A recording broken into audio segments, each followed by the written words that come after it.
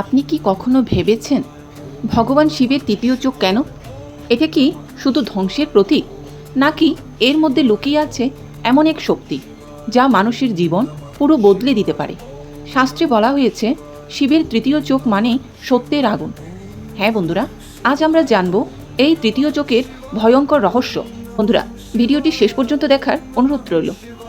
ভিডিওটি ভালো লাগলে অবশ্যই একটি লাইক করে দেবেন এবং শেয়ার করে দেবেন অন্য বন্ধুদের মাঝে। আর অমৃতরস কথা চ্যানেলটি সাবস্ক্রাইব করতে ভুলবেন না, কারণ এমন আরও অনেক আধ্যাত্মিক এবং রহস্যময় ভিডিও পেতে অবশ্যই চ্যানেলটি সাবস্ক্রাইব করে দেবেন। বন্ধুরা, শুরু করা যাক। শিবের দ্বিতীয় চোখ যখন খোলে তখন শুধু ধ্বংসই হয় না, মিথ্যা, অহংকার, অন্ধকার সব কিছু পুড়ে ছাই হয়ে যায়। বন্ধুরা, ভিডিওটি শেষ পর্যন্ত দেখুন, কারণ শেষে আমি বলবো মানুষের মধ্যেও কি এই তৃতীয় চোখ আছে। পুরাণে বলা হয় একবার দেবতারা কামদেবকে পাঠালেন শিবের ধ্যান ভাঙতে। কামদেব তার শক্তি প্রয়োগ করতেই শিব ক্রোধে তৃতীয় চোখ খুললেন, আর সেই আগুনে কামদেব ভস্ম হয়ে গেল। এই ঘটনা আমাদের কি শেখায়? শিবের তৃতীয় চোখ হলো অহংকার ও কামনা ধ্বংসের শক্তি, অর্থাৎ যেখানে আসক্তি আছে সেখানে তৃতীয় চোখের আগুন তা ধ্বংস করে দেয়। এখন প্রশ্ন, এই তৃতীয় চোখ আসলে কি? শাস্ত্র অনুযায়ী এটি কোনো সাধারণ চোখ নয়, এটি জ্ঞান ও চেতনার চোখ, যাকে বলা হয় আজ্ঞা চোখ।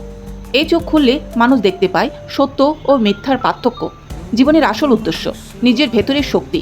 অর্থাৎ এই চোখ খুললে মানুষ আর অন্ধকারে থাকে না।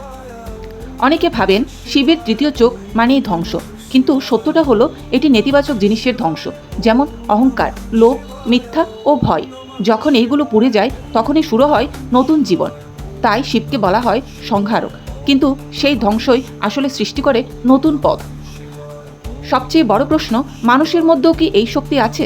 হ্যাঁ বন্ধুরা, প্রতিটি মানুষের মধ্যেই আছে একটি তৃতীয় চোখ, কিন্তু তা ঘুমিয়ে আছে।